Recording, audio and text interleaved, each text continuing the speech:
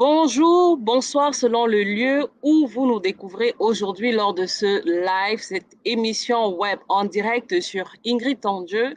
Comme vous le savez, tous les dimanches à 20 heures, nous sommes en live sur Ingrid Tandieu Show. Et ce soir, dans la rubrique Révélation des experts, nous aurions avec nous une femme, une femme à un parcours encore exceptionnel. Comme vous le savez, ici, on reçoit des femmes d'ordre exceptionnel, d'impact sur la scène internationale. Donc, ce soir, nous avons Sandrina avec nous qui vient aborder un sujet dont on ne parle pas très souvent, mais pourtant qui impacte énormément sur notre performance. Il va s'agir notamment de la quête de l'identité. Comment la quête identitaire peut renforcer l'affirmation de soi pour performer. Très important de savoir qui l'on est, se définir exactement en tant qu'être, afin de faire pour devenir la personne qui attire le succès, comme vous le savez bien. En tout cas, aujourd'hui, ça va crépiter encore ce qui concerne l'identité de soi. Alors, avant de vous permettre de pouvoir écouter Sandrina, je me présente pour ceux qui me découvrent pour la première fois. Je suis Ingrid Tandieu, toujours à votre service pour vous aider à renforcer votre intelligence émotionnelle, à renforcer autant pour moi votre leadership avec intelligence émotionnelle et avoir des stratégies de performance. Et comme vous le savez, je suis auteur de l'ouvrage Comment gérer ses émotions en toutes circonstances. Lorsqu'on est appelé à prendre des décisions sur la pression des relations professionnelles et privées, sur la pression de l'atteinte des objectifs, avoir des comportements adaptés, quelles que soient les urgences, les crises, savoir communiquer avec intelligence émotionnelle. Et comme vous le savez, j'ai aussi ma casquette de Master Coach certifié en neurosciences pour accompagner les dirigeants et les entrepreneurs. Et comme vous le savez, il y a l'Institut de beauté mentale. Et là, nous faisons des formations sur la prise de parole en public, savoir parler pour vendre un projet, un produit, un service, une idée, un message fort. Et ce, avec marketing intégral, notamment parler pour vendre. Et puis, c'est tout. En tout cas, il y a d'autres formations sur le leadership, le renforcement de la confiance en situation professionnelle. Et enfin, on va parler ici de conférencière internationale. Vous m'avez certainement vu promouvoir le séminaire des cadres qui a eu lieu à Yaoundé en mars. Vous m'avez vu sur les médias au Cameroun sur Vision 4 et j'en passe. Promouvoir effectivement le séminaire des cadres et j'ai intervenu avec les Boissons du Cameroun pour la formation de 40 managers en ce qui concerne l'intelligence émotionnelle pour les relations de confiance afin de performer en équipe. En tout cas, ceux qui me suivent sur Ingrid Tandieu, LinkedIn, YouTube, Facebook, vous savez aussi que j'étais à Abidjan, n'est-ce pas, pour la fête du 8 mars et plein d'autres, j'en passe, sans oublier bien sûr les invitations du ministre de l'Enseignement supérieur et de la Recherche scientifique. Aujourd'hui, j'ai posé mes fesses ici à Paris. Je vous assure que j'ai posé mes fesses pour préparer la Beauté Mentale Week. La Beauté Mentale Week, c'est événement annuel. Alors, un événement distingué sur la scène internationale parce que nous allons faire la promotion de votre beauté mentale, celle-là même qui vous permet de tenir dans les situations difficiles, de pouvoir renaître de vos cendres malgré les situations dramatiques, malgré les circonstances challengeantes, autant plus dans l'univers entrepreneurial. Comme vous le savez déjà, du 7 au 12 octobre, en ligne, on va travailler ensemble sur les stratégies mentales pour devenir la personne qui attire le succès. Et ça va se passer avec une brochette d'experts sur la scène internationale qui viendront vous partager tant leur expérience que leurs outils. Événement à surtout pas manquer parce que ça va être du lourd.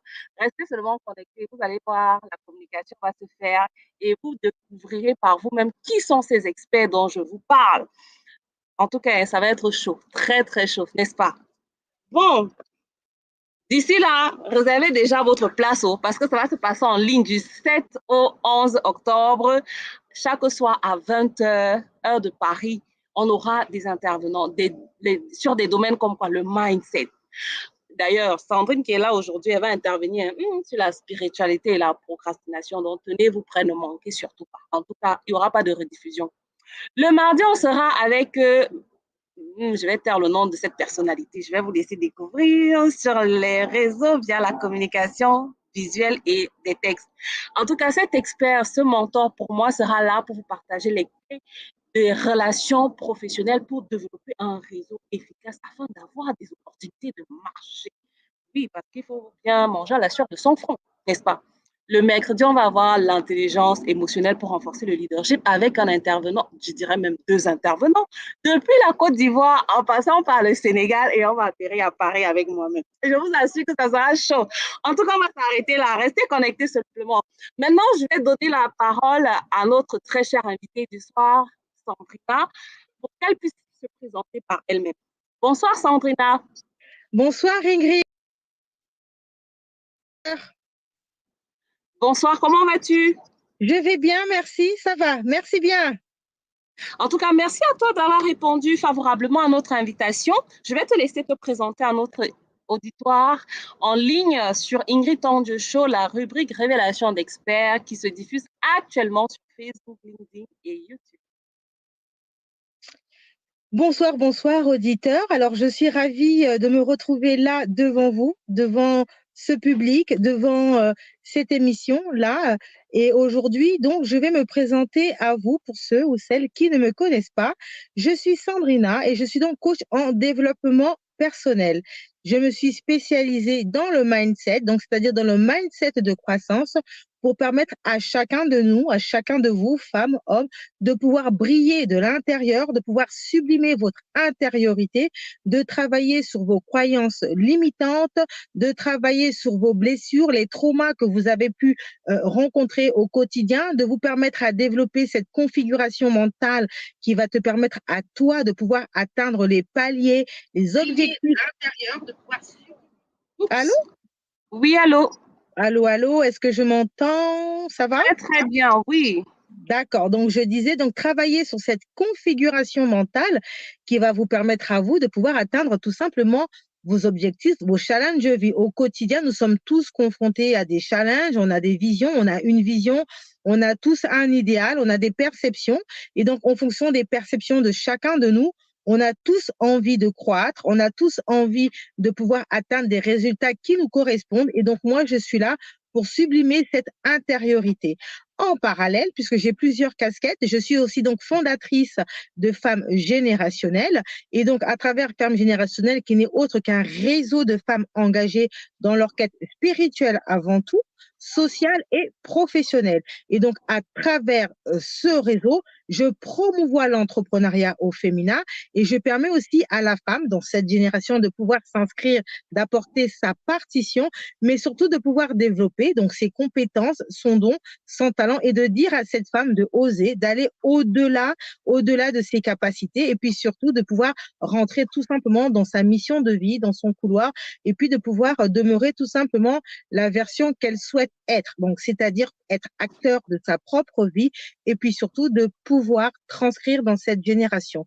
Entre autres aussi, je suis donc animatrice. Comme Ingrid, j'ai aussi une émission où je reçois un panel de femmes de tout horizon qui viennent sur mon émission afin de faire découvrir le développement personnel selon les thématiques, donc bien évidemment, qui sont choisies. Et je suis aussi donc animatrice d'événements et je suis donc conférencière et bientôt je serai donc auteur d'un livre et ça, je vous réserve la surprise. Wouhou! On aime les surprises ici. En tout cas, on attend cette surprise avec impatience. Alors, je constate en tout cas que tu as plusieurs casquettes, tout comme Ingrid, c'est vrai, et comme d'autres femmes, en tout cas multipotentielles ou pas. C'est sûr que ce n'est pas toujours évident de concilier toutes ces différentes casquettes, mais tu le fais très bien et on t'en félicite, Sandrina. Merci, Tout à merci, l'heure, dans ce que merci. tu as dit, ça m'a inspiré de mémoire une chanson que je vais quand même mimer. Ose, ose de David, j'allais dire David Noah, et de Yannick Noah. Ose, redonne à ta vie sa vraie valeur. Tout Ose, à fait. redonne à ta vie sa vraie valeur. Ose, ose, ose. Donc, oser être qui on est, ça passe par savoir quelle est son identité personnelle. Ça passe par savoir quelle est son identité afin de mieux s'affirmer et pour par conséquent performer dans nos relations, dans les objectifs à atteindre en tant qu'entrepreneur, en tant que dirigeant ou en tant que salarié dans une entreprise. Alors, Sandrina, Oui. qu'est-ce que c'est que la quête de l'identité personnelle? Alors, on va déjà aller pas par pas pour bien faire comprendre à notre auditeur ce qu'il en est, parce que l'importance des mots, donc M-O-T, est très important de pouvoir les mettre au mot M-A-U-X afin de permettre justement aux gens de bien être dans le couloir et puis surtout de pouvoir acquérir la connaissance qui va te permettre de cheminer justement dans cette quête identitaire. Donc, avant toute chose, on va déjà définir la notion de la quête, parce que la quête, c'est quelque chose qui est important pour chacun de nous. Et donc, la quête, vraiment de manière très simple, bah, c'est tout simplement la notion de recherche. Donc, quand on est dans une quête, on est en recherche de, peu importe la source de ta quête, peu importe la motivation de ta quête, peu importe pourquoi tu es dans la quête, mais à partir de l'instant où chacun de nous, à un certain moment de notre vie, en fonction tout simplement du fait qu'on se pose des questions, parce que quand on est dans cette quête, ça veut dire qu'on arrive à un certain moment donné où on se pose des questions existentielles, et en tant qu'individu, eh ben, sur la croisée de nos chemins, on va se retrouver à un certain moment confronté, eh ben, généralement, à une position.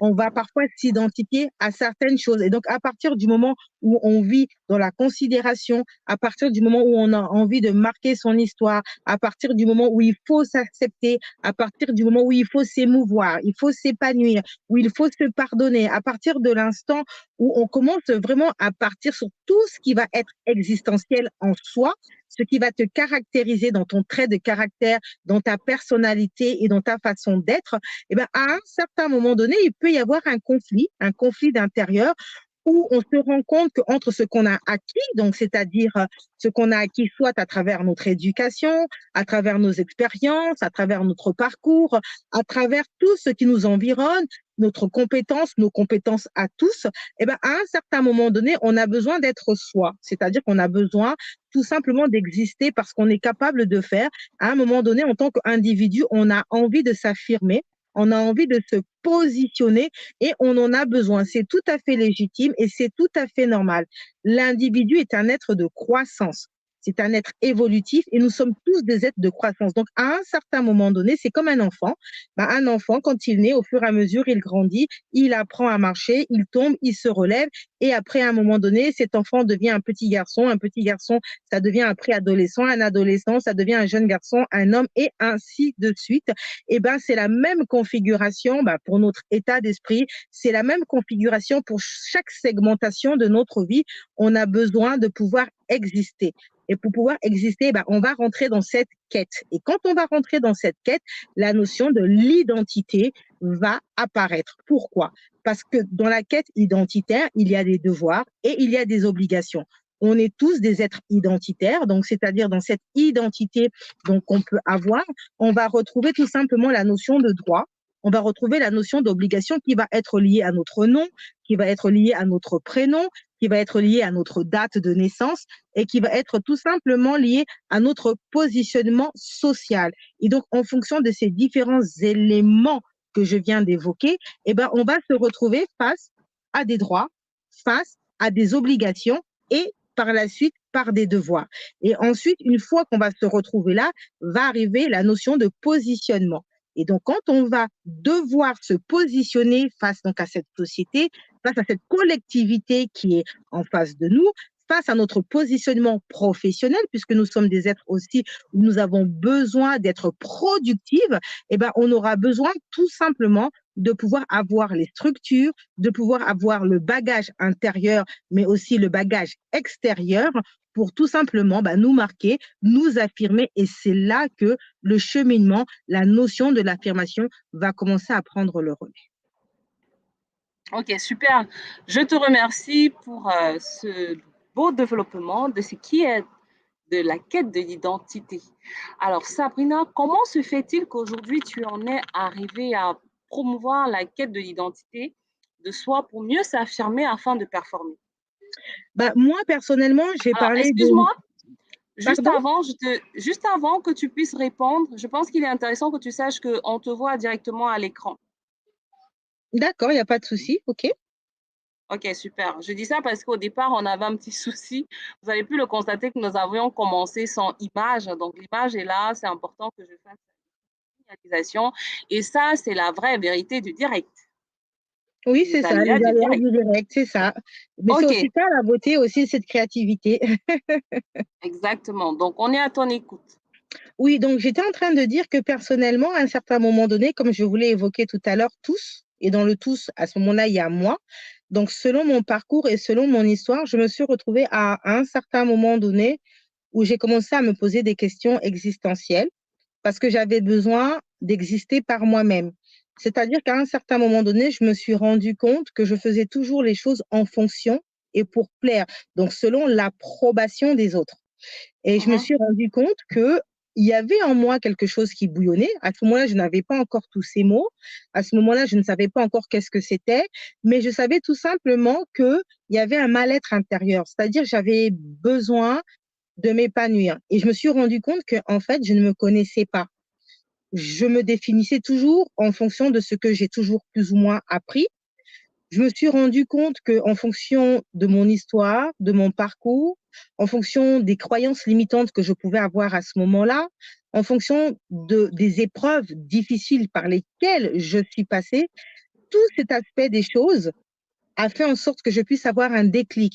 C'est-à-dire qu'à un moment donné, j'ai eu un ras-de-bol. C'est-à-dire qu'à un moment donné, à l'intérieur de moi, il y a eu une gangrène qui m'a dit stop, stop, tout ce qui se passe autour de toi, c'est faux. C'est pas ça.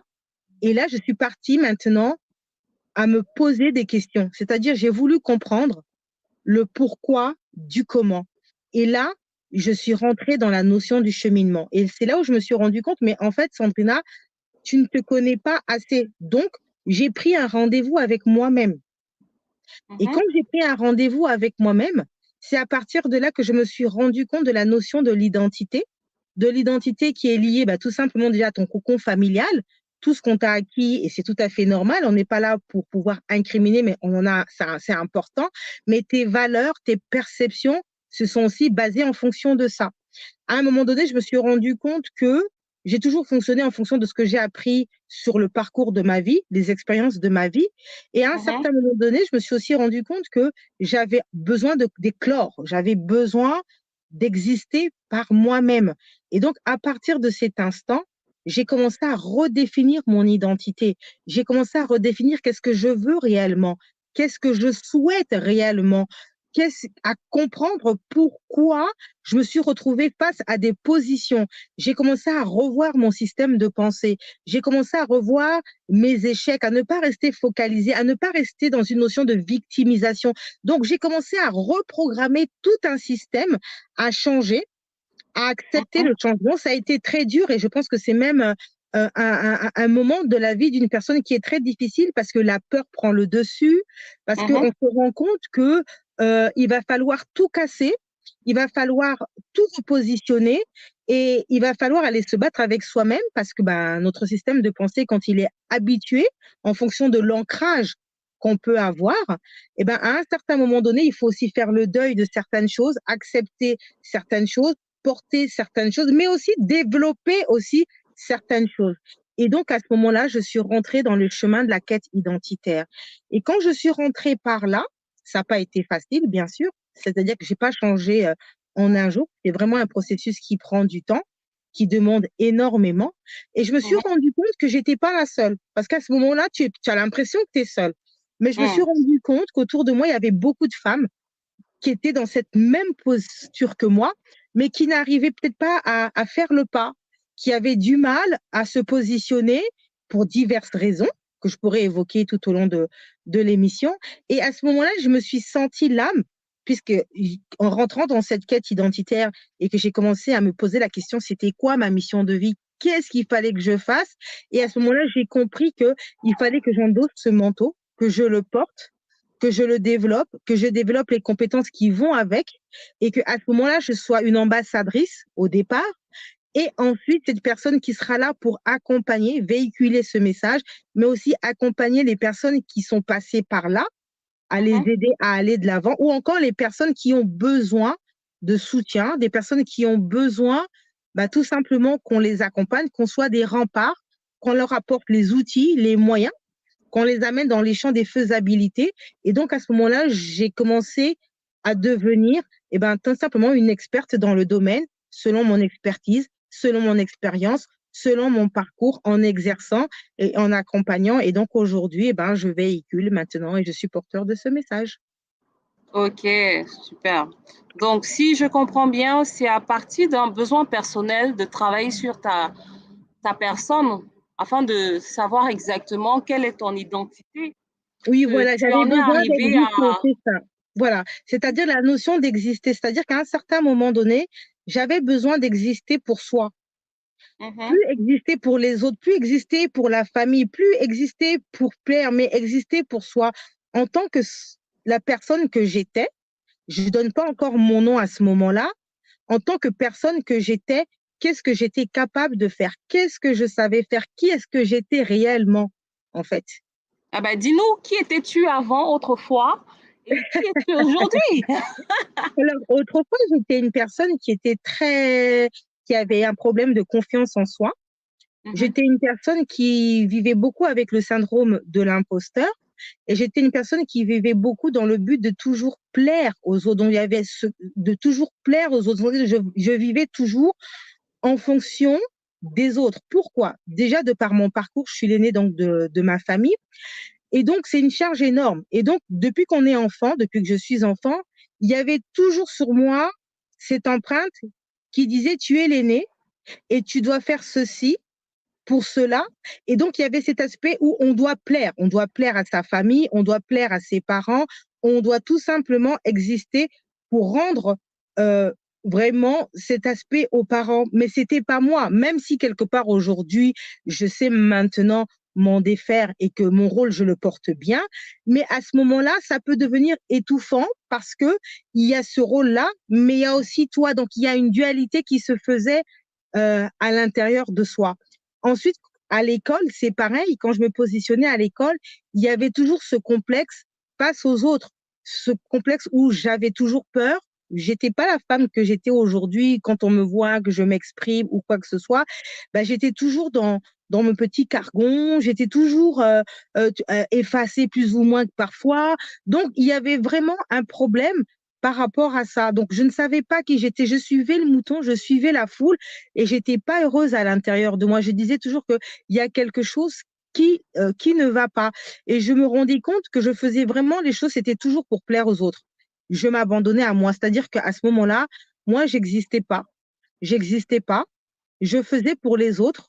Et à un moment donné, j'ai commencé à ressentir de la frustration. J'ai commencé à me rendre compte que ça n'allait pas. Parce qu'à Mhm. un moment donné, quand tu es frustré, et ben, tu commences à développer en toi, ben, parfois, ben, un problème sur ton estime personnelle. Et j'ai commencé vraiment à avoir un problème sur l'estime de ma personne et j'ai Mm. commencé en reclus. Et ça a été une période de ma vie qui a été très difficile parce que bah, tu as l'impression que tu es venu pour accompagner les autres. Mais au plus Mm. profond de moi, il y avait quelque chose qui me disait non, tu n'es pas une exécutante. Tu n'es pas venu pour accompagner les autres. Et là, je me suis dit, mais si je suis pas venue pour accompagner les autres, je suis venue pour quoi? Et c'est là où j'ai compris, non, tu es venu pour bâtir, tu es venu pour écrire ta partition, tu es venu pour briller, tu es là pour oser, pour faire des choses. Et à partir de cet instant, je me suis dit, mais j'ai pas les compétences, j'ai pas les qualifications, j'ai pas forcément les diplômes, donc les indicateurs, les baromètres que la société a mis, puisque la société a quand même mis des segmentations des indicateurs. Et Tout à un à fait. moment donné, je ne rentrais pas dans ces cases. Mm. Je n'ai pas forcément un diplôme, un bac plus 5. Je n'ai pas. Donc, à un moment donné, tous ces aspects des choses ont commencé à dire, ouh là là là là, ça va pas. Et à un moment donné, je me suis dit, stop, Sandrina, on va commencer par un pas. On va commencer quelque part. Déjà, réapprendre tout simplement à t'apprécier, réapprendre à t'aimer, réapprendre à te pardonner, réapprendre à te reconquérir, réapprendre. Et là, je me suis rendu compte que, en fait, j'étais multipotentielle. Je me suis rendu compte que j'avais plein de dents, que j'avais des talents et surtout que j'étais autodidacte. Alors, au départ, je me suis dit, mais je suis pas légitime. J'ai pas la légitimité en moi. Et je me suis rendu compte que c'était une croyance limitante parce que la légitimité, en fait, auquel tu faisais allusion, c'est lié aux fonctions des indicateurs que la société à transposer. Donc, à partir de l'instant où dans tes cases de vie, tu ne te retrouves pas face aux Mhm. indicateurs que la société te met, automatiquement, tu te dis, c'est pas pour moi. J'ai pas à faire ceci, j'ai pas le mérite pour cela, ou je suis pas capable de faire ceci, ou encore, est-ce que je vais me faire accepter? Donc, il a fallu travailler sur tout cet aspect des choses. Il a fallu penser, comme je l'ai dit, et à partir de cet instant, quand j'ai commencé à faire un pas, quand j'ai commencé à faire des petites victoires, quand j'ai commencé tout simplement à me rendre compte que j'étais capable, à ce moment-là, je me suis dit, mais en fait, Sandrina, tu as la capacité, tu as le potentiel, tu peux le faire. Et après, les choses se sont faites tout seules. Petit à petit, je me suis rendu compte que autour de moi, les gens, ils venaient à moi. Donc, au départ, on Hmm. ne sait pas encore qu'on va être coach, on ne sait pas encore toutes ces choses-là. Et à un moment donné, on tamise, il faut tamiser, il faut tamiser un peu la chose. Et puis petit à petit, il faut commencer à se poser la question. Il faut commencer à se dire qu'est-ce que je suis capable de faire? Qu'est-ce que je peux Mhm. faire? Là, je m'éparpille un peu trop. Et c'est ça la quête identitaire. Parce que là, tu Hmm. commences à travailler sur ta personnalité, sur tes traits de caractère. Donc, tu commences à te dire, et c'est pour ça que généralement, pour ceux ou celles qui me suivent, je dis toujours Sandrina Pacotte. Je me définis en tant que Sandrina Pacotte en termes de je suis. Alors, il y a des personnes au départ qui pouvaient prendre ça pour de la prétention. Non, ce n'est pas de la prétention. C'est qu'à un certain moment donné, il faut être dans l'affirmation. Il faut à un moment donné se positionner. Il faut être expert dans son domaine. Et quand on est expert dans son domaine, il ne faut pas avoir honte de dire que je suis capable de faire telle chose. Je suis capable de transmettre telle chose. Je suis capable de prendre des gens. Et si je te dis que je t'emmène d'un point à un point, je suis sûre et certain que je suis capable de faire en sorte qu'à la fin, il y ait des résultats.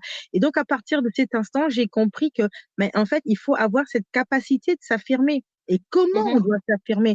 Comment on peut s'affirmer? Et donc, c'est à partir de là où j'ai commencé à travailler, parce que avant de pouvoir aider les autres, avant d'accompagner les autres, il faut d'abord faire un travail sur soi, hein.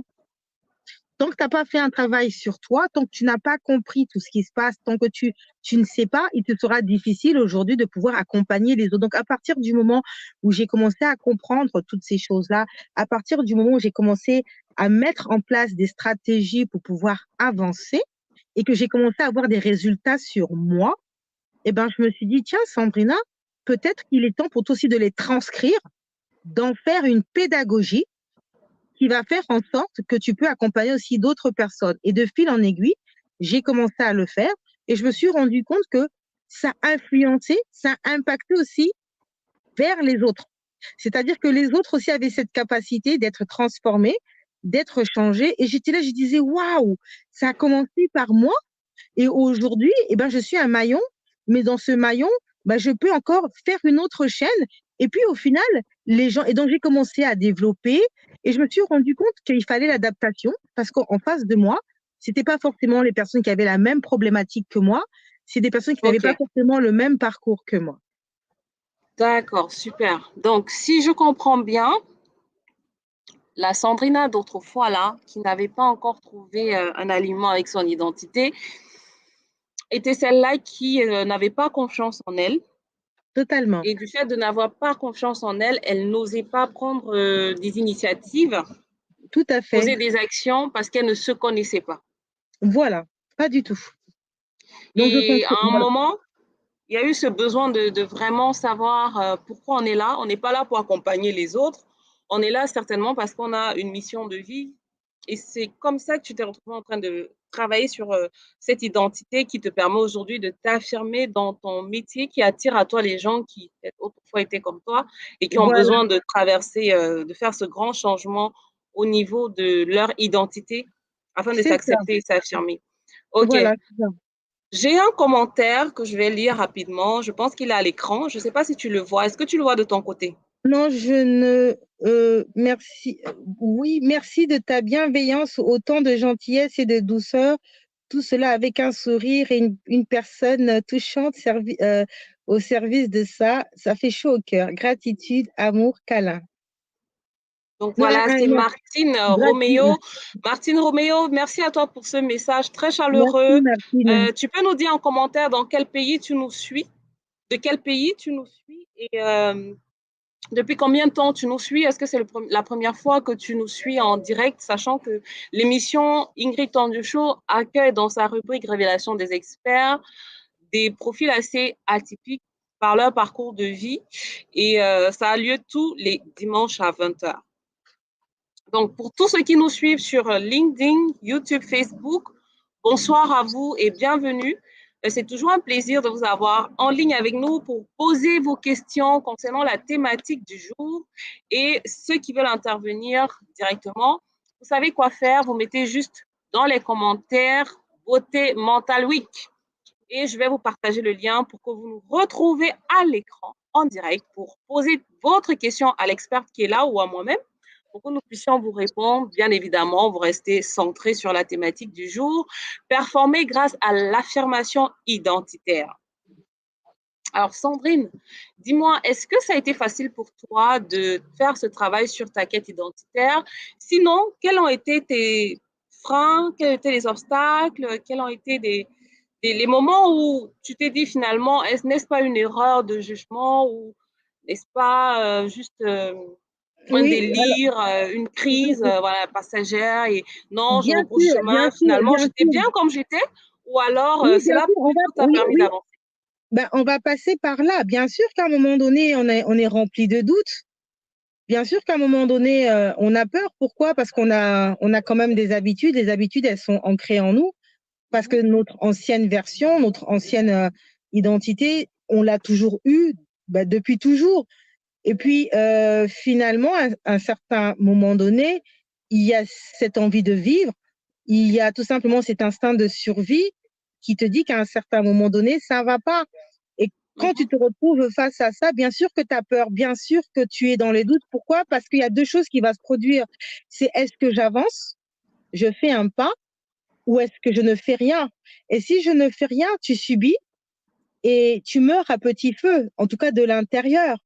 Et c'est où tu te dis, j'avance et je fais face au challenge. Je ne veux pas dire difficulté, mais ce sont des difficultés puisqu'à ce moment-là, tu n'as pas encore les aptitudes pour. Mais moi, j'ai envie de dire challenge parce que challenge, je trouve que c'est plus porteur et ça te permet justement de ne pas rester dans le doute parce qu'il y a des mots, parfois, quand on les emploie, ça devient des freins. Donc, à un moment donné, oui, effectivement, on ne change pas du jour au lendemain. C'est un processus, comme on dit, c'est un cheminement. Et le cheminement, c'est faux de dire que c'est facile. On ne brille pas du jour au lendemain. C'est comme un diamant, il ne brille pas comme ça. Il faut le tailler, il faut le poncer. Et le problème, c'est qu'aujourd'hui, c'est pas le diamant, mais le diamant, c'est toi. Et il faut être poncé de l'intérieur. Et poncé de l'intérieur, comme tu as su le dire, ben, il faut prendre d'abord, le rendez-vous avec soi, deux, te mhm, regarder dans le miroir. Et c'est la mhm. partie la plus difficile de se regarder dans un miroir.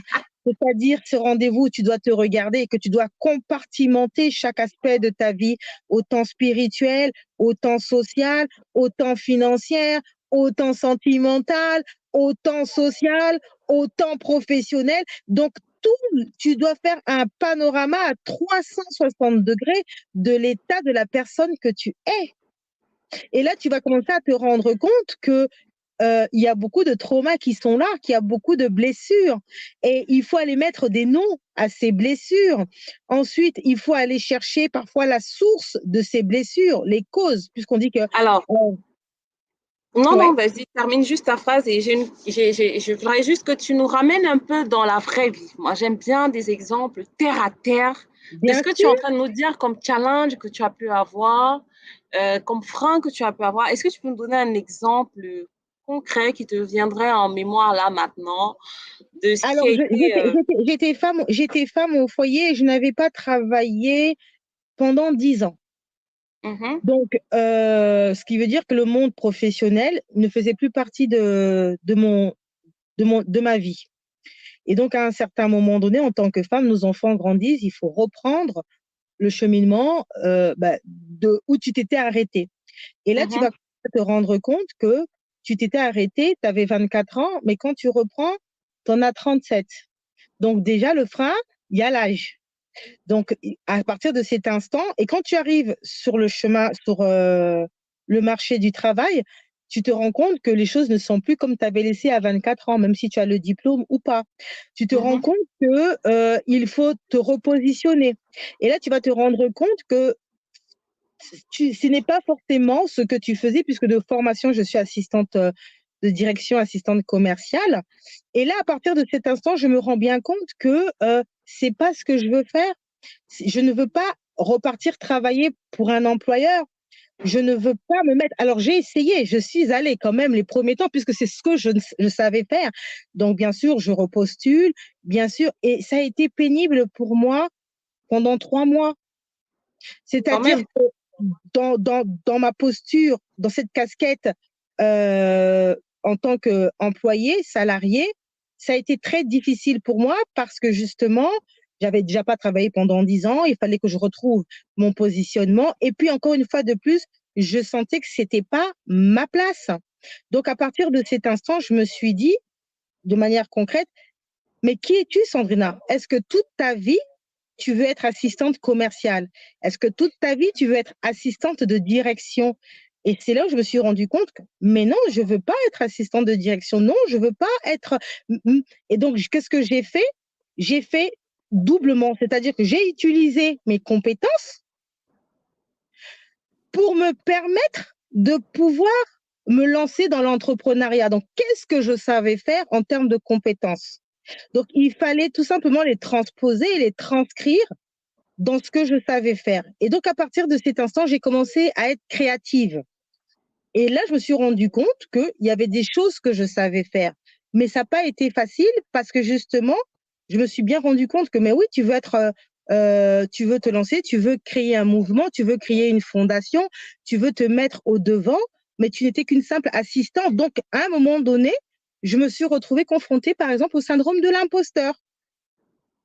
Et là, le syndrome de l'imposteur a pris tout le dessus sur mon positionnement entrepreneurial. Parce que quand j'arrivais dans cet univers, ben, je voyais des experts, je voyais des personnes qui étaient là depuis longtemps, je voyais des personnes qui étaient déjà très ancrées et moi, je tâtonnais. Donc, je me disais, mais est-ce que demain, je pourrais être à leur hauteur? Est-ce que demain, je serais capable, moi, d'être entrepreneur? Est-ce qu'aujourd'hui, je pourrais être mon propre patron? Est-ce que je vais réussir à bâtir ma propre entreprise? Donc, à partir de cet instant, de manière concrète, c'est là où je me suis dit, dans ce fameux rendez-vous, j'ai commencé à voir qu'est-ce qui n'allait pas. Et là, je me suis rendu compte que j'avais un problème de confiance en soi, j'avais un problème sur l'estime de soi, j'avais un problème au niveau de mes ressources et de mes compétences. Donc, à partir de cet instant, comment je vais pallier à cela? Donc, j'ai dit, ça veut dire que si c'est la confiance en soi, pourquoi? Parce que je n'ai pas la ressource. Tu n'as pas la ressource, pourquoi? Parce que tu n'as pas la formation. Tu n'as pas la ressource, pourquoi? Parce que tu n'as peut-être pas forcément l'aptitude. Alors, quelles sont les faisabilités qui sont mises à disposition pour moi? Eh ben, c'est d'aller s'inscrire, d'aller se former. Si tu veux être coach, ben, c'est d'aller chercher la certification, c'est d'aller chercher les formations qui vont te permettre de pouvoir demeurer dans ton élément. Après, je me suis dit, OK, c'est ce que j'ai fait, parfait. Après, à un moment donné, je me suis dit quoi? Parler en public, ça va me demander de parler en public. Ça va me demander d'être une femme publique. Eh ben, j'ai commencé à travailler sur mon apparence. J'avais un problème au niveau de mon apparence parce que j'avais pris beaucoup de poids. J'ai pris 30 kilos. Aujourd'hui, je m'assume totalement, hein, Ingrid, il n'y a pas de souci. Mais Ah, super. je suis passée d'une femme qui était au 38 à une femme aujourd'hui qui est entre le 46 et le 48. Donc, imaginez cette transformation physique, c'est très dur en tant que femme. Et je me Oh, suis je dit, peux bien l'imaginer, t'inquiète. Je suis pas loin de toi, même si d'apparence physique, ça se voit pas trop. Du 46, je suis pas très loin. Alors et donc, qu'avant du le coup, confinement, je faisais. ça a été très difficile à apprendre à s'aimer parce que quand je me regardais dans le miroir, j'aimais pas cette femme que je voyais. Donc, il a fallu que je travaille sur mon apparence, que je m'accepte, que je réapprenne à me réapproprier de mon corps, de trouver une tenue vestimentaire. Parce que parfois, j'entends, hein, souvent les gens me disent, ah, Sandrina, t'es chic, t'es ceci. Non, avant, c'était pas ça. Et puis, à un moment donné, je me cachais dans les jogging baskets parce que je trouvais, il fallait que j'arrive à trouver un code vestimentaire, tout un travail, tout un cheminement, justement, dans ces fameux rendez-vous qui m'ont permis de m'affirmer, de trouver comment tu veux être. Quelle est la femme que tu veux être? Comment tu te perçois? Donc, comment tu te visualises à court, à moyen et à long terme? Et j'ai commencé à travailler aussi sur ma prise de parole. Je ne me suis pas réveillée un bon matin et puis j'ai commencé. Non, je savais déjà que j'avais un bon verbe, je savais que j'avais déjà un bon débit. Maintenant, il fallait canaliser, il fallait renflouer. Ben, j'ai commencé à travailler sur mon vocabulaire. Je suis allée faire une formation en art oratoire. J'ai fait beaucoup de choses en amont avant de me positionner, ce qui fait que quand je me suis positionnée ou encore aujourd'hui, quand je me positionne, je sais exactement qui je suis et je sais que 1 plus 1 est égal à 2. Et comme je me connais, eh ben, je ne peux plus me laisser déstabiliser face à telle ou telle chose, mais je ne peux que tout simplement m'acquérir d'une performance ou de me développer parce que je sais réellement quelles sont mes compétences, quel est mon champ d'expertise, parce que je sais que derrière, j'ai travaillé, je sais que j'ai des résultats derrière ou que j'ai eu du résultat derrière. Ça a pris du temps, c'est vrai, mais aujourd'hui, je peux me permettre de dire, je suis coach en développement, j'accompagne, je fais ci, je fais ça, parce qu'à mon actif, derrière, il y a un parcours qui me permet de le dire. Ok, super. Donc, de ton parcours dans laquelle tu vas en quête d'identité de soi, finalement, ça te permet de travailler en profondeur pour exactement savoir qui tu es, quels sont tes talents et découvrir tes talents te permet d'aller maintenant chercher à savoir comment les exploiter pour le mettre au service des autres.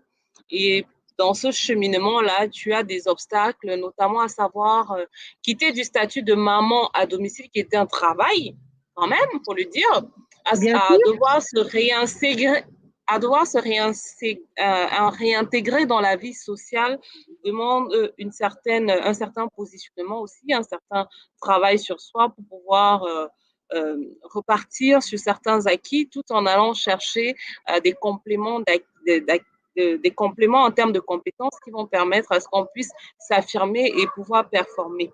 Alors, toi, dans tes accompagnements aujourd'hui, quels sont les différents challenges ou défis qui reviennent, que tes clients te partagent en termes de besoins de performance et tu les accompagnes à travers justement cette quête d'identité afin qu'elles puissent mieux exploiter leur potentiel pour performer. alors, l'une des premières choses, c'est déjà le mindset, hein. Donc, c'est-à-dire déjà de retravailler sur toute la configuration mentale, hein.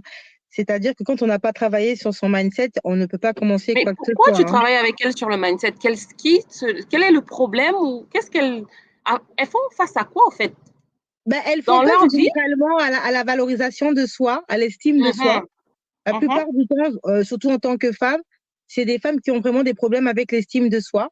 Et mhm, l'estime de soi, j'ai envie de dire, c'est un travail qui est, qui est pas évident. Pourquoi? Parce que la confiance en soi, les outils, les faisabilités sont là. Mais l'estime de soi, c'est l'ancrage.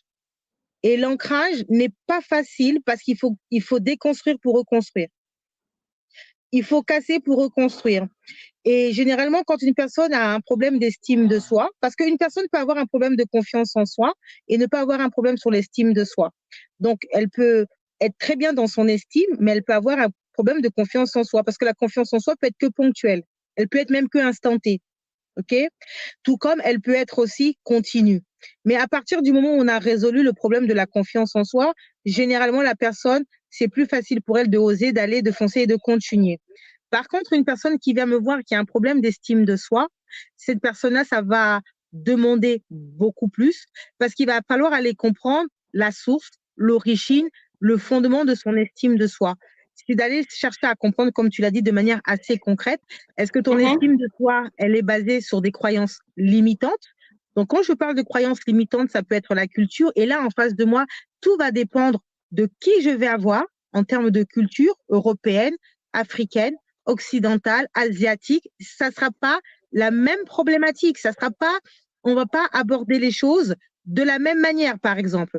Ça va être lié, là, j'ai parlé, par exemple, de la culture, mais ça peut être de l'appartenance à un groupe, l'appartenance tout simplement à des idéaux, à une philosophie, l'appartenance à une religion, à une croyance quelconque. Donc, c'est d'aller définir. Ça va être aussi une personne sur l'estime de soi. Là, j'ai parlé sur ses croyances, mais ça peut être une personne qui peut être confrontée à un problème qui va être lié au trauma, donc c'est-à-dire aux blessures limitantes, quoi qu'on les a tous, hein, les blessures limitantes, mais tout, encore une fois de plus, va dépendre aussi de l'ancrage de la blessure. Est-ce que c'est la blessure du rejet? Est-ce que c'est la blessure de l'abandon? Est-ce que c'est la blessure de la trahison? Est-ce que c'est la blessure de l'injustice? Ainsi de suite. Donc, on ne va pas travailler avec la personne de la même manière en fonction de la blessure. Parce D'accord. que, Donc, voilà, ce que j'entends de ce que tu dis, c'est que tu peux recevoir des personnes de différentes cultures, différents horizons, de couleurs de peau, etc., sur l'aspect religieux et autres, qui viendront à toi et qui auront certainement des freins, des blocages, des obstacles au niveau de leur mindset. Et cela est dû au fait qu'ils ont des croyances qui les tirent vers le bas. c'est Et ça. il va falloir aller travailler là-dessus, notamment sur la confiance en soi ou l'estime de soi en fonction de où se situe le blocage ou les croyances acquises de la religion, de la société, du groupe ethnique, de l'appartenance religieuse. OK. Et que dirais-tu donc de la beauté mentale? Certainement entendu parler de la beauté mentale, l'événement le plus distingué de l'année où tu vas intervenir justement sur deux aspects, l'aspect de la spiritualité et l'aspect de la procrastination. Alors, toi, quand tu as entendu beauté mentale, à quoi est-ce que tu as pensé ou à quoi est-ce que tu penses et que penses-tu notamment de ce concept qui va travailler sur redéfinir les stratégies mentales pour devenir la personne qui attire le succès? Ben, c'est très important, la beauté mentale, comme je le dis, et je le dis, surtout pour un entrepreneur, mais même pour une personne qui est salariale ou pour une personne qui a besoin de s'affirmer, de trouver son positionnement au sein de cette société, pour une personne qui a besoin de répondre à son pourquoi, cette personne doit vivre selon la beauté mentale. La beauté mentale, c'est quoi? Qu'est-ce que caractérise la beauté? La beauté, c'est quelque chose d'élégant, c'est quelque chose de chic, c'est quelque chose auquel on est approprié à ça. C'est quelque chose où on est en alignement de l'intérieur vers l'extérieur. Donc, on a cette mentalité mentale qui te permet d'être une personne positive, une personne qui est capable de faire face à ses émotions, une personne qui est capable de faire face tout simplement à, comment on appelle ça, à son système de pensée, qui comprend, qui sait lire dans la lecture de ce qui la caractérise, mais aussi qui arrive aussi à lire le langage qui se présente à elle, parce que la vie autour de nous a un langage et il faut avoir justement les outils, les éléments. Et donc, quand tu es en phase avec toi-même, quoique même si tous les jours on est appelé à croître, mais à partir d'un moment donné, même si on est là pour monter en palier, la beauté, on est sublimé, on est beau, c'est vrai, mais tous les jours, on se perfectionne. Et dans cette beauté mentale intérieure, on va travailler sur tous ces aspects, que ce soit sur l'aspect concret et sur l'aspect abstrait. Et donc, on va jumeler ce côté concret. Donc, ce côté concret, c'est tout ce qui est mis en action, c'est tout ce qui va te permettre d'être dans la productivité de tes objectifs, de ta vision, de tous les différents panels, en tout cas que toi, tu proposeras pour permettre à ces personnes d'acquérir bah, tout simplement les outils, les moyens nécessaires d'atteindre leur objectif, mais aussi de travailler de l'intérieur, puisque si on est en phase avec soi, si on est en paix avec soi, si à l'intérieur de soi on est en corrélation, eh ben ça va se découper extérieurement et ça va te permettre, c'est un peu comme un basketteur quand il fait un jump pour lancer son ballon, eh ben qu'est-ce qu'il fait? Il recule ou il saute sur ses assises, il se soulève et il lance le ballon. Eh ben la beauté mentale, j'ai envie de te dire, c'est à peu près le même process.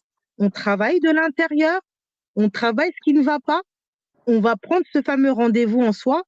Si c'est dans le mindset, c'est dans le mindset.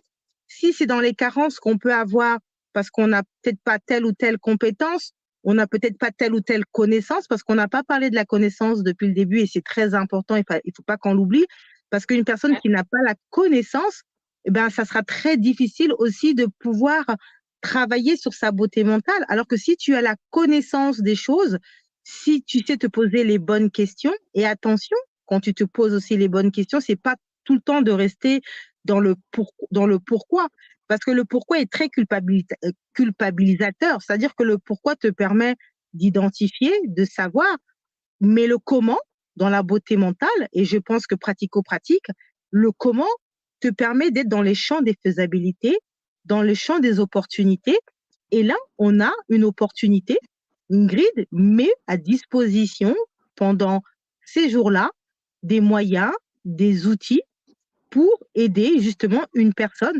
à travailler de l'intérieur à l'extérieur pour demeurer, pour être, pour exister, pour aller au-delà des challenges qui lui caractérisent, qu'il a ou le, peu importe, parce que je pense que c'est ouvert à tout public, n'est-ce pas, Ingrid? Bien Et sûr, c'est donc, ouvert à tout voilà, public, les entrepreneurs, les professionnels, les particuliers. voilà, et Et que ça aura aujourd'hui, lieu du 7 au 11 octobre, 100% en ligne, version digitale. voilà. 5 conférences sur 5 jours à 20 heures de Paris et le 12 en présentiel à Paris. Donc, c'est tout un package qui est mis à disposition. Et donc, ce Hmm. package-là va permettre à chacun de nous, y compris nous intervenants, à chacun de prendre sa part, sa partition, pour permettre à chacun de nous qui seront présents. Et donc, on vous invite par la même occasion, inscrivez-vous, soyez nombreux, soyez là, soyez présents, parce que je pense que ça sera du lourd. Et je pense que chacun de nous en tirera toujours un bénéfice, une opportunité, une faisabilité, une croissance qui va te permettre encore une fois de plus de pouvoir toujours aller de l'avant. Exactement. Alors, je vais rebondir sur deux aspects que tu as évoqués, notamment le premier qui serait le pourquoi qui est culpabilisateur et Oui. l'autre me reviendra certainement par la suite. Et Alors, comment? concernant le pourquoi, moi, je vais te demander pourquoi tu dis que le pourquoi est culpabilisateur, dans la mesure où il y a un très célèbre auteur, conférencier et professionnel entrepreneur, Simon Sinek, qui vous dit de commencer par le pourquoi. Oui, bien sûr qu'il faut commencer pour le pourquoi, mais on ne demeure pas dans le pourquoi. Il faut Ouais. commencer par le pourquoi. Le pourquoi est un début, est un commencement, il faut. Quand on est dans une quête identitaire, quand on est dans une quête de restauration, quand on est dans un positionnement où on veut changer d'un état à un état, le pourquoi te permet de faire le point, de faire le bilan, de faire l'introspection, te permet de faire un état des lieux, de comprendre ce qu'il en est. Mais le pourquoi, si tu demeures dans le pourquoi, tu n'auras jamais totalement toutes les réponses et tu peux rester dans le pourquoi pendant des années et des années. Tu peux rester dans le pourquoi et ne pas rentrer dans des mises en action, dans des mises en pratique, parce que le pourquoi, ben, parfois on n'a pas des réponses, parce que parfois, des moments, la vie, elle est comme ça, la vie, elle n'est pas linéaire. C'est comme aujourd'hui, une personne qui a vécu un deuil, pourquoi la mort, elle existe? On ne peut pas répondre à ça. La mort, elle existe, donc comprendre pourquoi la personne, elle est partie, ben, elle était malade, il faut l'accepter. Donc, on ne reste pas dans le pourquoi. À un moment donné, il faut aussi rentrer dans l'acceptation ou encore dans le processus du cheminement, du changement et de la transformation. Voilà pourquoi je dis que le pourquoi est un début, c'est un commencement, il faut le pourquoi, mais il ne faut pas demeurer dedans. Quand on demeure dans le pourquoi, eh ben, on va développer un mindset fixe Le procrastinateur. voilà, de procrastinateur et même de peur qui va t'handicaper, qui va devenir un handicap et qui va t'empêcher de oser, qui va t'empêcher d'aller au-delà, parce qu'à un moment donné, bah, tu seras toujours pourquoi, et si j'avais pu, peut-être que j'aurais dû, et ainsi de suite, et ainsi de suite, et ainsi de suite. Non, le pourquoi, il faut, c'est un début, et après, on va dans le comment. Et dans le comment, on va dans les champs des possibilités, des faisabilités, des solutions qui se présentent à toi. Ok, super pour ton retour. Je vais encore rebondir sur cette question du pourquoi le pourquoi est culpabilisateur. Alors moi, je me souviens qu'il y a quelques années maintenant, j'étais au Cameroun encore et je Oui, venais d'entrer en faculté de biochimie à l'université de Ngouaikele à Yaoundé. Et un jour, je marchais dans la rue, j'ai vu un monsieur qui vendait par terre sur une natte des bouquins. Et il y avait un petit bouquin de cette forme rectangulaire oui, et ça m'avait marqué parce qu'il y avait 3 mots au niveau du titre. Je ne me rappelle plus du tout le nom de l'auteur, mais je me souviens que c'était un petit bouquin de poche couleur blanche avec des écrits, je crois, en bleu ciel. Alors, j'ai regardé et j'ai vu, c'était écrit pourquoi, tout en attaché, pourquoi, le pour et le quoi des faits et le oui, comment. oui. Alors, très curieuse, en quête d'identité à cette époque-là, de qu'est-ce que je vais devenir, mon avenir.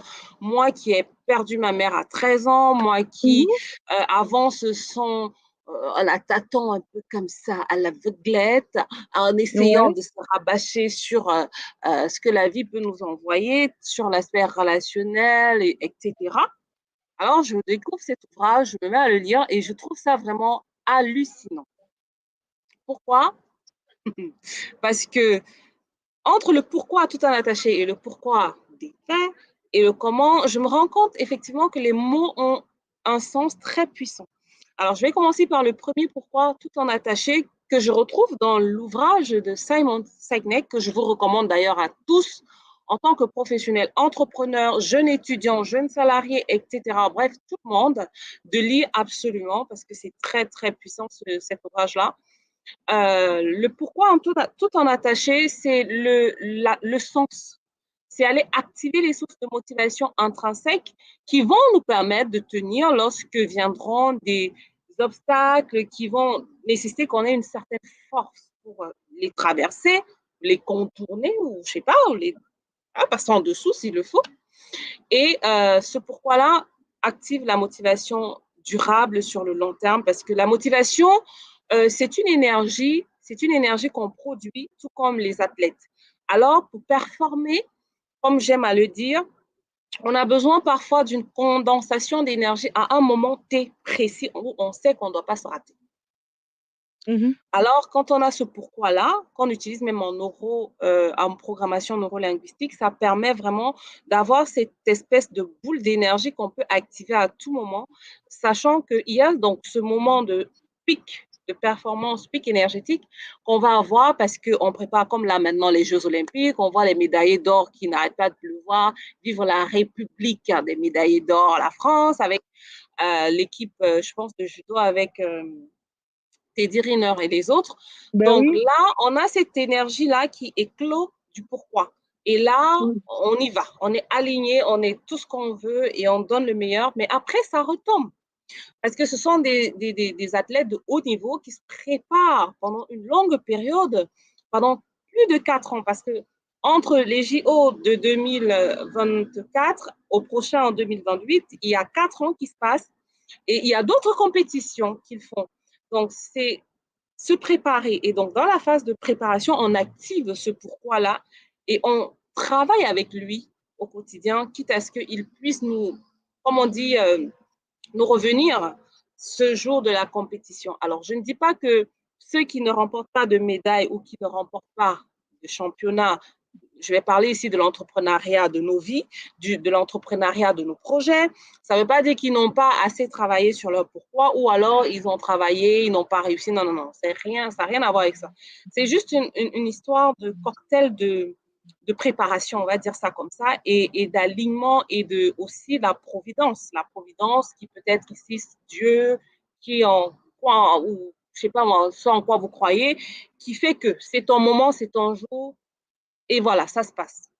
Donc ça, Oui. c'est le premier pourquoi. Le deuxième pourquoi, selon cet ouvrage, c'est le pour et le quoi, qui est plutôt l'un des freins qui nous tire vers le bas lorsqu'on est en quête d'identité pour performer, lorsqu'on veut atteindre de nouveaux objectifs, lorsqu'on veut démarrer un nouveau projet, lorsqu'on veut démarrer une nouvelle relation, lorsqu'on veut se refaire une santé, lorsqu'on veut se challenger, parce que ce n'est pas toujours dans les obstacles qu'on se challenge. On veut Bien sûr. là se challenger parce que voilà, on en a un peu marre de la monotonie, la routine, donc on va aller explorer d'autres univers.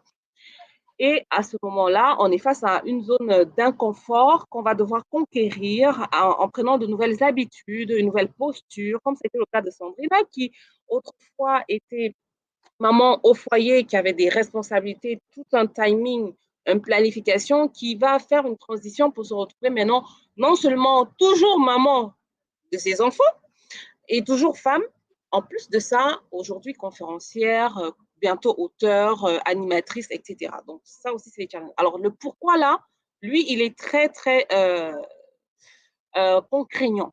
Et c'est généralement lui qui fait en sorte que les gens procrastinent et jouent les éternelles victimes. Oh, pourquoi moi je sais pas moi j'ai été dedans. Hein. Alors là, j'ai été Oui, dedans on pendant un écoute, hein, bon bout t'en de fais temps. pas. Oui, bien sûr. Oui, oui, oui, oui. Moi, j'étais dedans de pourquoi ma mère elle est décédée, pourquoi je suis née dans cette famille, pourquoi je suis née dans ce pays, pourquoi j'ai ce teint, pourquoi j'ai ce corps, pourquoi. Alors là, un conteneur de pourquoi, je dirais même des conteneurs de pourquoi, P-O-U-R-Q, et etc. un peu plus loin. Donc celui-là, ce que moi je donne aux personnes que j'accompagne, que ce soit en prise de parole en public, que ce soit dans le cadre des formations que je donne, Je prends ce pourquoi détaché là en pourquoi pas. Oui. Pourquoi pas. On ajoute un troisième mot. Pourquoi pas. Et pourquoi Mhm. pas? Pourquoi Ben pas? oui, pourquoi pas? Bah, Oui, pourquoi pas toi? oui, et Bah, pourquoi pas? pourquoi moi j'ai des obstacles, je n'arrive pas à atteindre mes objectifs? Pourquoi est-ce que moi je n'arrive pas à mieux m'exprimer en public? Pourquoi est-ce que parce que tu as des freins? Tu as des freins, tu as peut-être des mauvaises stratégies mentales, parce que tout commence du mental. Tout commence par là. Et c'est pourquoi je vous appelle à vous inscrire à la beauté mentale 8 qui se tiendra du 7 au 12 octobre. Donc, version gratuite du 7 au 11 octobre en ligne. Tous les soirs, vous avez une téléconférence avec au moins 3 experts en direct, donc moi qui fera partie des 3 experts qui viendront vous entretenir sur une thématique. Et quand on parle de redéfinir ces stratégies mentales, on va aller voir le mindset, spiritualité, émotions, croyances justement bloquantes. On va aller voir les finances, bien évidemment. On va travailler sur les finances, on va travailler aussi sur le relationnel parce que il faut avoir des gens pour avoir l'argent et pour œuvrer. Voilà. Donc, travailler sur ce pourquoi pas. Pourquoi pas vous inscrire à la beauté mentale? Oui, venir découvrir. C'est gratuit en plus en ligne. Et c'est payant pour le 12 octobre, ici même à Paris. Pourquoi pas vous donner de nouvelles habitudes, prendre de nouvelles attitudes, adopter de nouvelles disciplines, de nouvelles routines pour devenir cette personne qui va réussir parce que, comme j'aime à le dire, la performance ne s'improvise pas. Tout se prépare. Donc, Tout à et fait. enfin, je ne sais pas pour vous, mais moi, c'est très bruyant de temps à autre parce que je suis à l'extérieur pour profiter du beau temps. Alors, pour terminer, il y a le comment. Le comment, ça, on le sait tous. Bon, moi, je suppose qu'on sait tous définir un plan d'action pour atteindre ses objectifs. En tout cas, à la Beauté Mentale Week, la BMW, nous allons travailler non seulement sur enlever les toiles d'araignée au niveau de votre mental qui vous retiennent, les filets qui vous tirent vers le bas au fond de l'océan, qu'est l'océan de vos rêves, qui est encore à l'état spirituel. On va vous amener à savoir comment faire, comment être pour mieux faire afin de devenir cette personne qui va réussir. Et ça se passe dans le comment lors des challenges qui auront lieu pendant la Beauté Mentale Week, un challenge par jour dans un groupe privé. Et pour ceux qui voudront aller plus loin, ils viendront avec nous. Et Sandrine sera là d'ailleurs. On va travailler sur la procrastination. Ici même à Paris, on va vous montrer comment nous posons les actions déjà pour nous-mêmes parce que nous ne sommes pas surhumains. Quels sont les outils que nous utilisons pour nous, pour nos clients qu'on a en coaching privé, collectif ou lors des formations. Tout à Et fait. vous allez faire cela. Vous allez faire. Et on va vous dire que non, il faut réajuster ici. Voilà comment je t'ai montré et non pas ça. Donc voilà, refaire la chose. Et vous allez vous entraîner comme les athlètes des Jeux Olympiques afin de pouvoir performer dans vos projets de vie privés et professionnels. OK? Alors, Sandrina, dis-nous, pour une personne qui est en quête d'identité, par quoi est-ce qu'elle pourrait commencer, au fait, pour se retrouver? Selon C'est déjà, toi? c'est déjà de se recentrer sur l'essentiel. C'est-à-dire que généralement, quand une personne est en quête identitaire, puisque c'est la quête, comme je l'ai dit au tout début, la quête, c'est la notion de rechercher, rechercher d'eux. Donc, à partir du moment où on est dans cette quête, on va se retrouver face à ces fameuses questions existentielles que tu viens d'énumérer, le pourquoi du comment. Et donc, à partir de cet instant, ça veut dire qu'il y a un amalgame d'émotions, il y a un amalgame de situations, de faits, de contextes qui environnent ton intérieur et peut-être même ton environnement. Donc, à un moment donné, il va falloir balayer.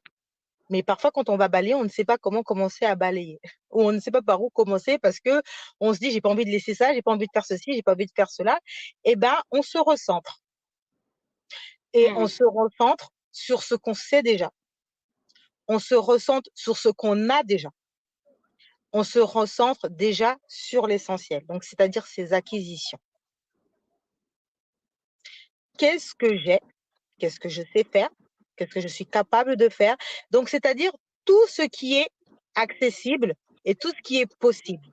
Pas ce que tu es censé avoir, pas ce que tu es censé faire pour atteindre. Non, ce que de manière concrète, que tu sais faire. C'est pas non, j'aspire à parler en public. C'est une aspiration, vision, donc pour plus tard. Là, à l'heure actuelle, je ne sais pas m'exprimer, mais je sais parler, tu vois. Donc, si je sais parler, ça veut dire que ça, tu peux le noter. Je sais parler, mais sauf que je ne sais peut-être pas parler en public. Pourquoi? Est-ce que c'est le débit de voix? Est-ce que c'est ma gestuelle? Ça, on voit ça après. Donc, se recentrer vraiment sur l'essentiel, en termes de compétences, en termes de connaissances, en termes de ceci, c'est la première des choses. Et on va se rendre compte que lorsqu'on fait ce travail-là, on va se rendre compte qu'on connaît quand même pas mal de choses, hein. On va se rendre compte qu'on a quand même un véritable bagage en soi. Et là, on va se dire, Donc là, tu es en train de dire que la personne peut commencer par faire le point, faire le bilan de ses oui, acquis en termes de compétences, ses tout à qualités, fait. ses valeurs, ses talents. Voilà, il faut commencer par là. Donc, à partir de l'instant où tu fais ça, maintenant, tu vas commencer à juger qu'est-ce que tu fais bien et qu'est-ce que tu fais moins bien. Parce que tu peux savoir faire des choses, mais peut-être que tu le fais de façon très lambda. Et puis, il y a des choses que quand tu le fais, tu es très excellente dedans. Donc, tu vas commencer à répertorier les choses sur lesquelles tu es très performante, les choses que tu fais moins bien, et puis tu vas commencer à les mettre en ordre décroissant, en fait. Parce que ça va te permettre de savoir ce que tu vas utiliser en avant, qu'est-ce que tu vas renflouer, et ainsi de suite. Donc ça, c'est déjà la première des choses. C'est vraiment d'identifier aussi ce qui t'empêche d'avancer. Qu'est-ce qui m'empêche aujourd'hui? Quels sont les freins qui sont en moi? Est-ce que c'est une ressource? Est-ce que c'est une compétence? Est-ce que c'est une peur? Est-ce que c'est un trauma? Donc, vraiment, on se recentre, on identifie et on se recentre. Donc ça, c'est la première des choses à faire. La seconde chose à faire, c'est d'aider son cerveau à voir le champ des possibilités et des faisabilités. Donc là, on travaille sur ce que tu as dit tout à l'heure, sur son mindset, sur ses émotions, sur sa configuration mentale, sur son état d'esprit. Et donc là, on commence à appeler la positivité en soi. Même si, par exemple, on ne travaille pas encore, on commence à se voir, je suis milliardaire. Je ne le suis pas encore, mais je suis milliardaire. Donc, on commence à se poser intérieurement comme une personne qui est milliardaire. C'est un exemple que je prends parmi tant d'autres. Je prends toujours les extrêmes pour nous permettre de pouvoir voir grand. J'ai pris l'exemple du milliardaire, mais ça peut être, j'estime que je suis une femme d'influence. Et ben, dans ma tête, je commence à me positionner comme une femme d'influence. Je ne t'entends plus. Oula. Oui, Ok, voilà, c'est ok. bon. C'est très important ce que tu dis là parce que, juste pour rebondir et partager très rapidement euh, une petite anecdote là-dessus, il y a Mike Tyson que j'ai écouté pendant un interview, un podcast. Et j'ai trouvé vraiment très intéressant ce qu'il disait par rapport à cette projection de, je suis après l'exemple de je vais être milliardaire, je vais être millionnaire, donc je commence déjà intérieurement à penser à ça et tout. Et ça ramène un peu au principe de beauté mentale, c'est-à-dire que être avant de devenir. Et ça, ce sont des mots même que j'avais entendu dire par Mike Tyson et que j'ai adopté. Donc, être avant de devenir. C'est Être ça. avant de devenir, c'est déjà travailler sur son univers intérieur qui va passer sur les 4 dimensions de l'être. Parce qu'on va aussi travailler ça lors de la beauté mentale. Oui, Oui, on oui. va travailler sur sa dimension spirituelle avec Sandrina, sa dimension mentale avec moi et d'autres, sur la dimension émotionnelle avec Ingrid encore et sur la dimension physique. Donc physique, il y a une dame que j'ai accompagnée en coaching privé pour travailler sur la confiance, gestion des émotions et la motivation durable, donc intrinsèque, avec le pourquoi tout en attaché. Et on a aussi travaillé sur la prise de parole en public. Alors, elle est dans l'art de la thérapie. La thérapie, et elle utilise la danse, donc le corps, pour Mhm. travailler sur les émotions. Elle sera avec nous pour vraiment amener à travailler ses états internes sur le plan émotionnel pour être à l'intérieur avant de devenir à l'extérieur ce qui est perceptible par les autres. Donc Mike Tyson, il disait que quand il était petit, c'était un enfant très turbulent, avec une force vraiment, comme il a démontré sur les rings. Et malheureusement, ou heureusement, il était placé de centre en centre. Et dans l'un des centres où il est arrivé, ils avaient un après-midi, on a mis un film dans une salle noire, on a projeté un film de boxeur. Et c'était qui? Mohamed Ali, qu'on a projeté. Et là, il a dit, quand il a vu, il s'est dit, je vais faire ça.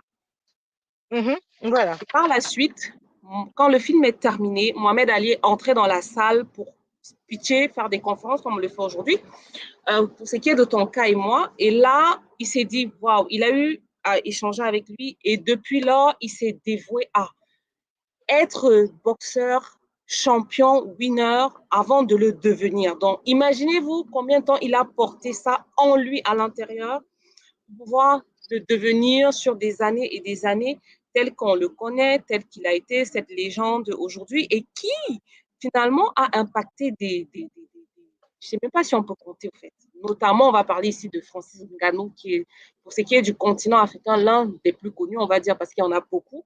Et j'ai travaillé d'ailleurs avec un infographe qui s'appelait Mohamed Ali. Et il a dit qu'il a fini par faire la boxe parce qu'il portait ce nom-là. Et à chaque fois, quand il disait je m'appelle Mohamed Ali, on lui disait tu aimes la boxe, tu fais la boxe. Ce n'était pas le cas, il a dû apprendre à faire. Donc, tout ça, c'était pour dire quoi? Être avant de devenir. C'est très important. Et c'est un état d'esprit, c'est un état intérieur. Et ça passe par ces 4 dimensions de soi.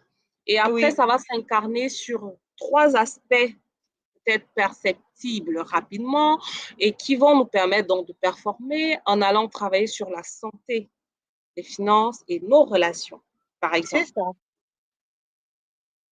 C'est exactement ça. Et donc, pour continuer, après, donc j'ai parlé du premier, donc identifier, se recentrer. Le deuxième, j'ai dit qu'il fallait donc aider donc son cerveau à avoir les Sandrine, je faisabilités. pense qu'on va s'arrêter quand même à ces deux-là. Hein. Tu as été très généreuse. Donc, s'ils veulent en savoir plus, rendez-vous à la Beauté Mentale Week. Voilà, c'est ça. Elle vous a donné son expérience. 2 outils à pratiquer. On fait le bilan, on se ressent, on est authentique, on est honnête envers soi-même. Tout à pour fait. savoir Très où est-ce qu'on en est important, aujourd'hui. Et après, on commence à chercher à savoir qui on veut devenir demain. Et entre le aujourd'hui et demain, il y a tout un travail à faire qu'on vous invite à faire à la Beauté Mentale Week du 7 au 11 octobre en ligne. 5 conférences, 5 téléconférences dans des domaines différents, mindset, finance, relations, marketing, vente, leadership, entrepreneurial. Alors, réservez votre place. Je vais mettre le lien dans le chat. Comme ça, vous allez pouvoir nous retrouver dans le groupe privé. Aujourd'hui, nous sommes une cinquantaine déjà, hein, donc ça va vite, doucement, mais sûrement. OK?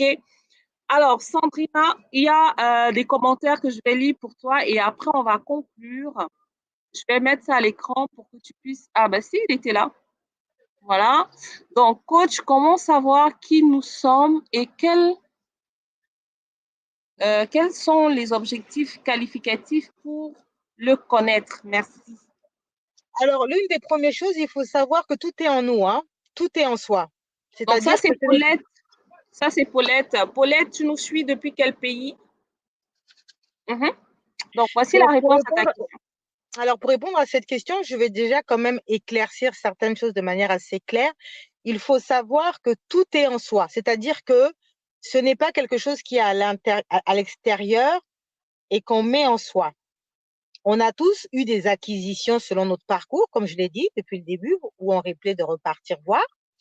Donc, on a tous eu des acquisitions en termes de comportement, éducation, croyances et ainsi de suite. Donc, à un certain moment donné, quand on a une prise de conscience, parce que c'est ça, quand on va être finalement dans cette quête, et là, on va être dans le questionnement du pourquoi, on va aller chercher son pourquoi, ce fameux pourquoi. Quand on va commencer à identifier, comme la question qu'elle a posée, à partir de ce moment-là, on va commencer à être dans la clarté. On va commencer dans la clairvoyance de soi. On va commencer à avoir des éléments de réponse sur la nature de la personne que l'on est. On va commencer à se rendre compte de ses goûts, de son existence, de ce qu'on veut, de ce qu'on est capable de faire. Et on va commencer tout simplement à commencer à mettre des mots à ce qu'on veut. Si on veut se lancer dans une mise entrepreneuriale, si on veut rester sur un statu quo salarial, en tout cas, peu importe à ce moment-là, parce que c'est vraiment un contexte individuel. Et là, pour pouvoir répondre, malheureusement, je n'ai pas les éléments de profondeur pour te définir là tout de suite ta mission de vie, parce que là, ça nécessite quand même un travail beaucoup plus profond. Donc, je reste assez latéral et assez global. Donc, je te donne tout simplement que des clés et des pistes qui vont te permettre déjà de pouvoir avoir ces éléments de réponse pour commencer déjà à te connaître. Donc, déjà, avec tout ce que j'ai énuméré et tout ce qu'on a dit, crois-moi que c'est déjà une très belle avancée. C'est déjà vraiment un très bon début. Est-ce que j'ai répondu à ta question? Alors, depuis le Cameroun à Douala, nous est arrivée la question de Paulette. Sûrement, on attend ton retour. Est-ce que ça a été clair pour toi la réponse de coach Sandrina? Alors, il y a Madeleine Fetel. Oui. Hello, hello Madeleine. Bonsoir. Alors, je tiens à donner quand même les scores. Je vais commencer par le meilleur score. Les commentaires qui ont été le plus lus et vus ici, ça va être Facebook. Donc, Facebook a la médaille d'or en termes de commentaires ce soir sur ce live. Et puis, on aura donc en deuxième position la médaille d'argent. Ça va être YouTube avec Martine. Et, oh, et bah, on attend pour la médaille de bronze avec LinkedIn. Ok, ok. Paulette, est-ce que la réponse a été ok pour toi?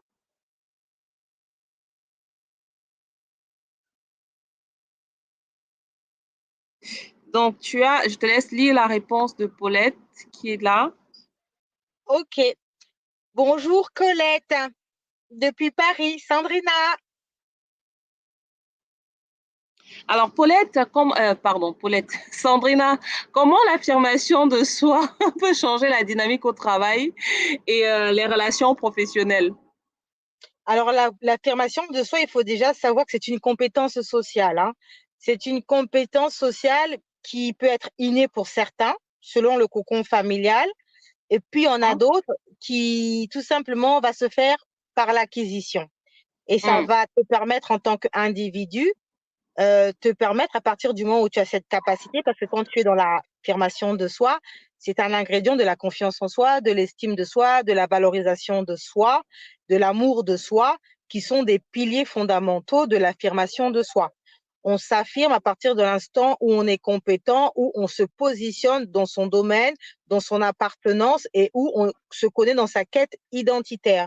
Donc, à partir de l'instant où tu as la maîtrise de qui tu es, de ce que tu sais faire ou quoi que ce soit, ça devient pour toi quelque chose de fondamental finalement, parce que ce sont des choses qui sont intrinsèques à toi.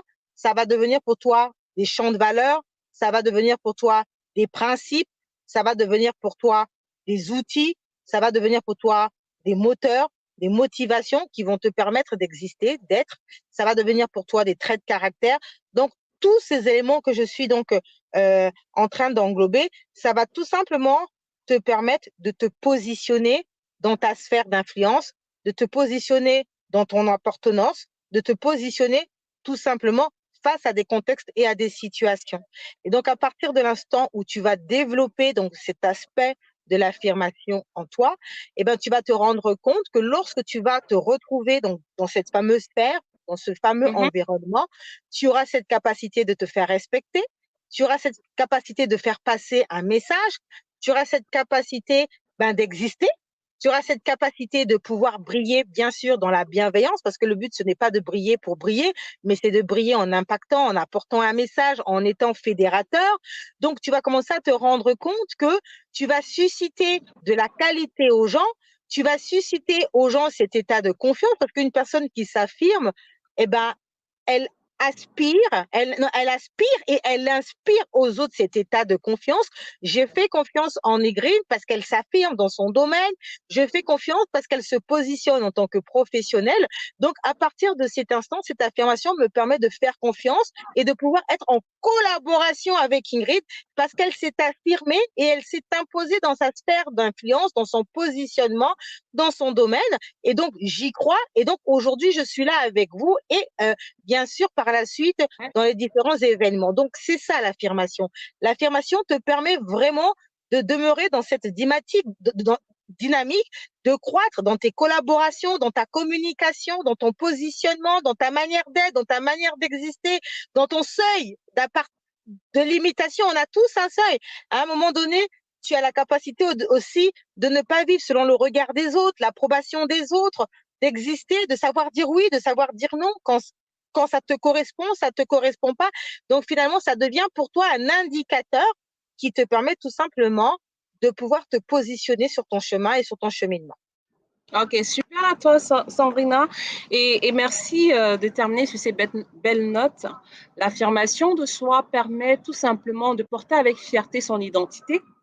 Voilà. Et quand on porte avec fierté son identité, ça se fait sentir, ressentir dans notre comportement au quotidien à travers le développement de notre activité, de nos compétences, de nos relations, de notre portefeuille, dont notamment de nos finances, et de maintenir une bonne santé, être qui on est pour être aimé pour qui on est et pour être rejeté pour qui on est et assumé en toute liberté.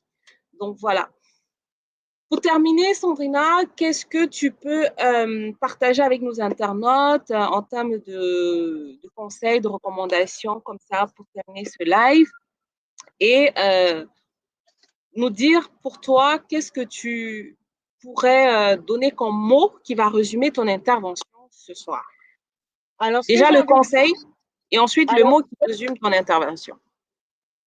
Ce que j'ai envie de dire ce soir, ce qui me vient là tout de suite à l'esprit, en fonction de ce qu'on a échangé, c'est vrai qu'on a parlé de la quête identitaire, on a parlé de l'affirmation de soi, qui est une belle dynamique et qui te permet de pouvoir être valeureuse dans ton identité.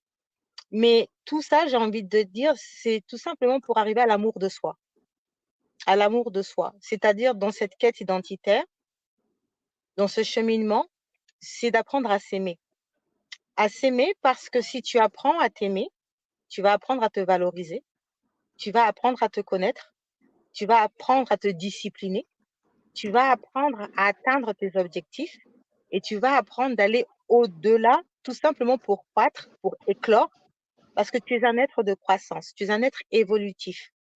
J'ai envie de te dire, toi qui m'écoutes, tu seras confronté au quotidien aux challenges de la vie qui seront en face de toi, les flux extérieurs. Mais si tu as travaillé ton intériorité et que tu as acquis vraiment les outils nécessaires, les compétences, et ben, quand les obstacles se présenteront à toi, tu auras cette capacité de pouvoir y faire face. Et tu vas te rendre compte que l'une des plus belles beautés qui puissent exister, c'est lorsque tu es dans ce processus. Et une fois que tu as traversé ce processus et que tu regarderas le rétroviseur de ta vie, et ben là, crois-moi que tu auras cette fierté de te dire que j'étais là-bas et je suis là aujourd'hui. Et c'est à partir de cet instant que tu pourras dire tout simplement je suis.